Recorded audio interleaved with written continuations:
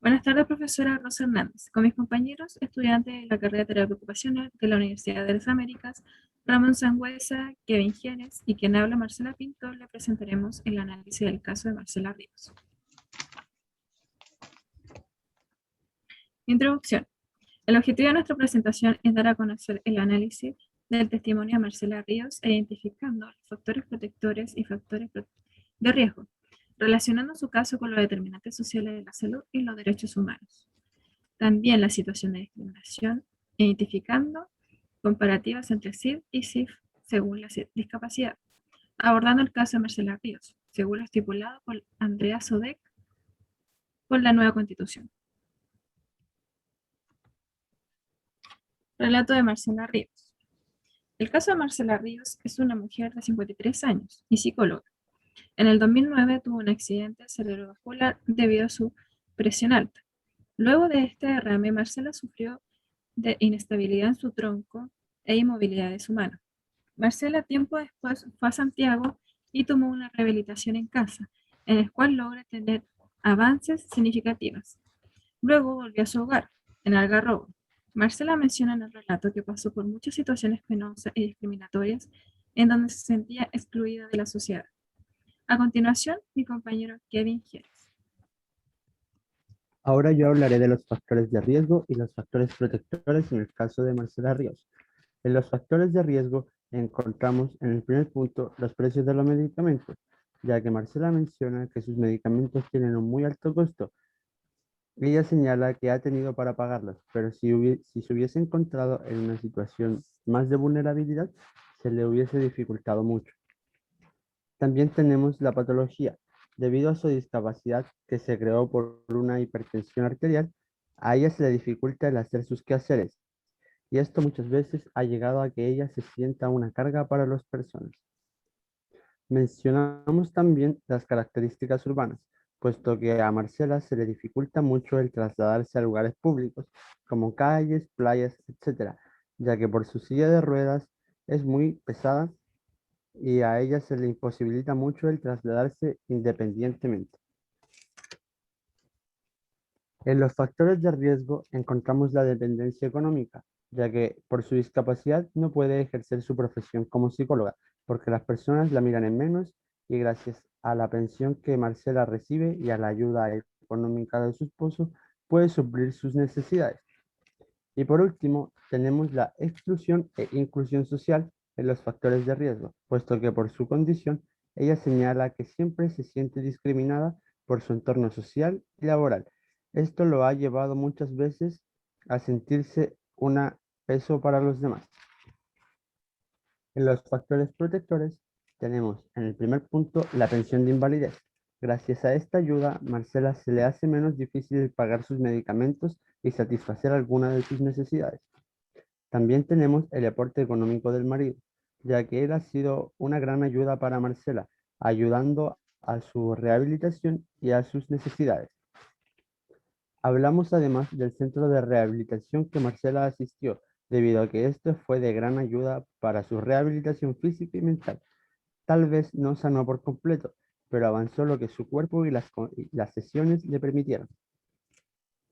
Asimismo, tenemos la vivienda, ya que Marcela se tuvo que mudar a Santiago con su esposo para así estar más cómoda y poder desplazarse más fácilmente.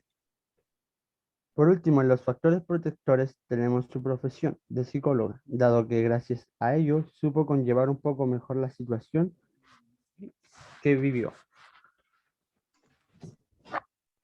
Como, fac- como factor también, es que como factor protector también existe la Teletón, pero cabe recalcar que la Teletón atiende a niños y niñas que presentan alguna discapacidad motora de origen neuromuscular esquelético hasta los 20 años de edad, origen congénito, y 24 años de edad, origen adquirido.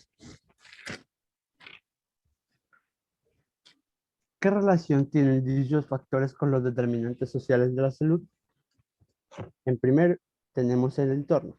Debido a la discapacidad de Marcela, se le dificulta mucho trasladarse, ya que en Chile las calles muchas veces no están bien hechas y con una silla de ruedas es para ella casi imposible desplazarse.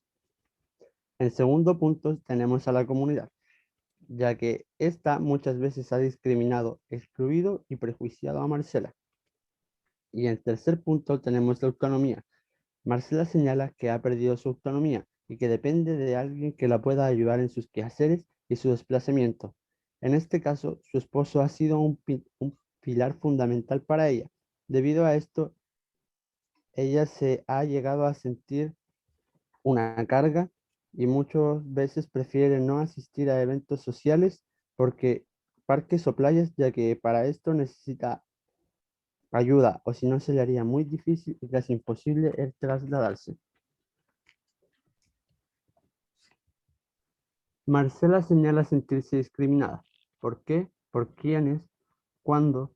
¿Y de qué manera dicha discriminación puede restringir su participación social?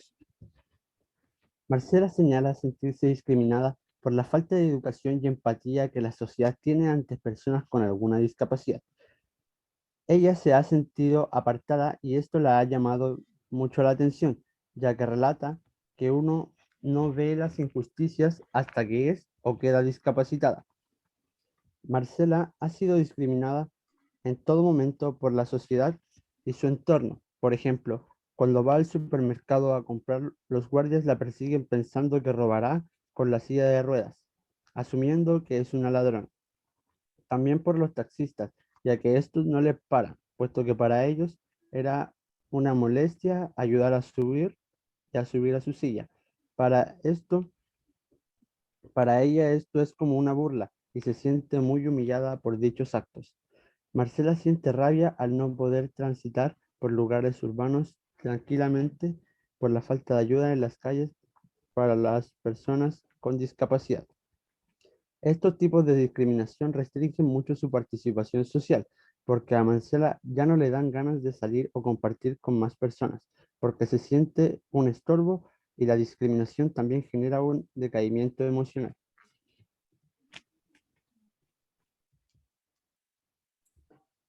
La salud es un derecho humano.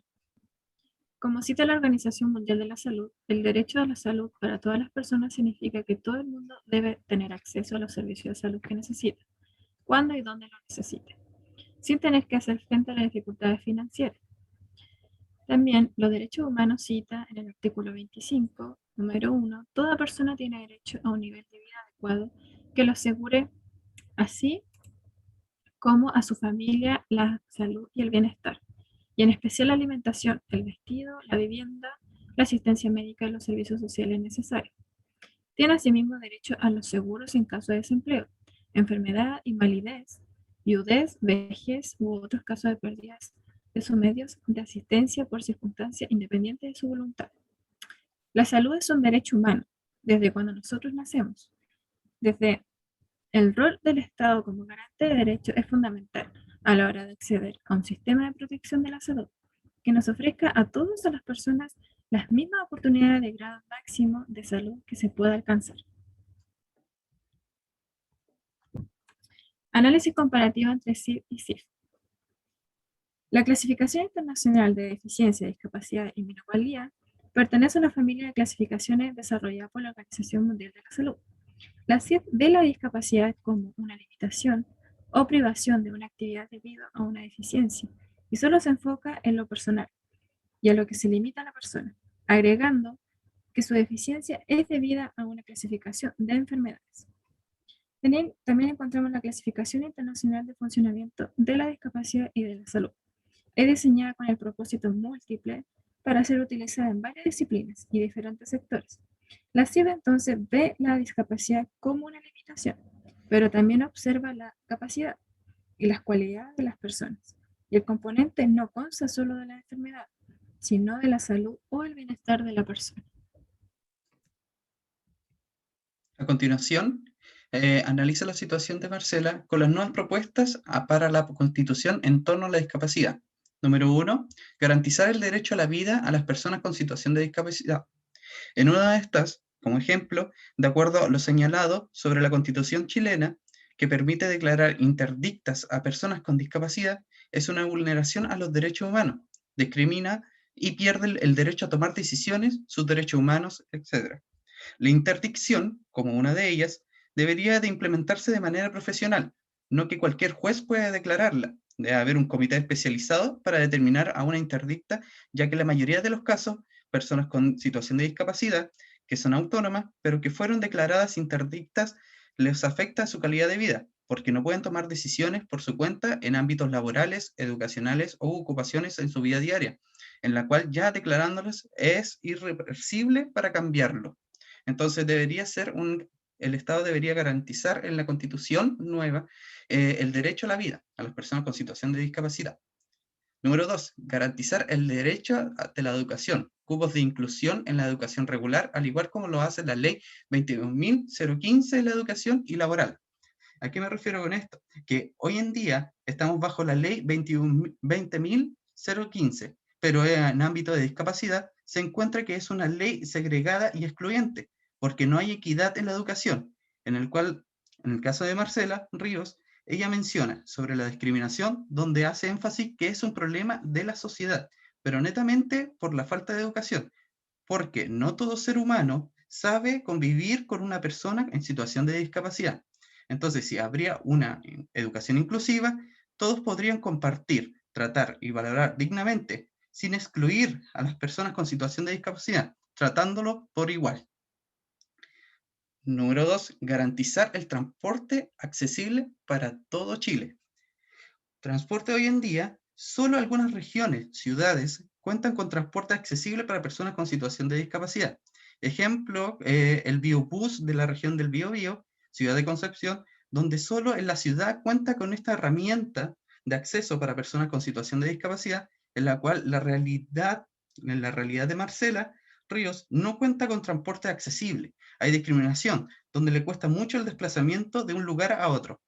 Si se incluye en la nueva constitución, se lograría por medio de transporte universal donde no habría limitaciones. Número 4, garantizar beneficios sociales en caso de la situación de discapacidad y pobreza. Hoy en día, para que los ciudadanos obtengamos un beneficio, se evalúa a través de un sistema de registro social de hogares. Es un sistema que evalúa nuestro porcentaje socioeconómico.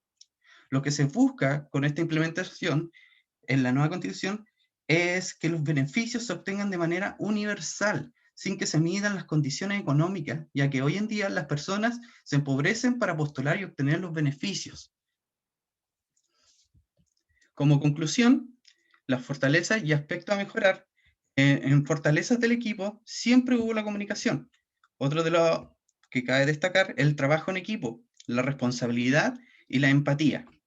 Aspectos a mejorar serían los tiempos y puntualidad, ya que es difícil hoy en día, de acuerdo a las condiciones sanitarias y la realidad de cada uno de los integrantes que nos afectan en nuestra vida cotidiana.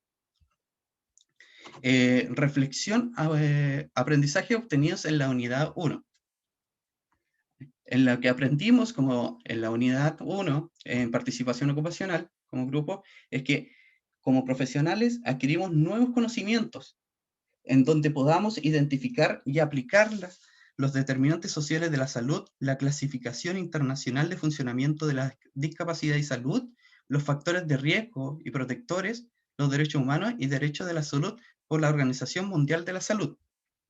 Como reflexión abordada en torno a la terapia ocupacional y cómo podemos aplicarlas, como terapeutas ocupacionales debemos intervenir como actores sociales y políticos, ya que si actuamos como profesionales de la filosofía humanitaria, a base de nuestros conocimientos, práctica, experiencia, por medio de la ocupación, entregaremos resultados, un significado y una realidad a las personas buscando que encuentren su autonomía en la sociedad.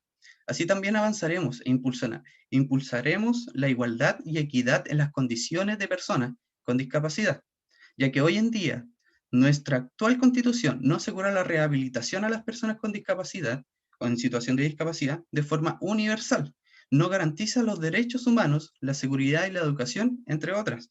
Por eso, como terapeutas ocupacionales, es intervenir de manera social y política, porque debemos cambiar y luchar por los derechos de las personas con situación de discapacidad e incluirla en la nueva constitución donde garantiza la autonomía, la inclusión y la equidad a las personas con discapacidad, situación de discapacidad, asegurando la participación de ellos sin restricciones. Eso ha sido nuestra presentación. Muchas gracias.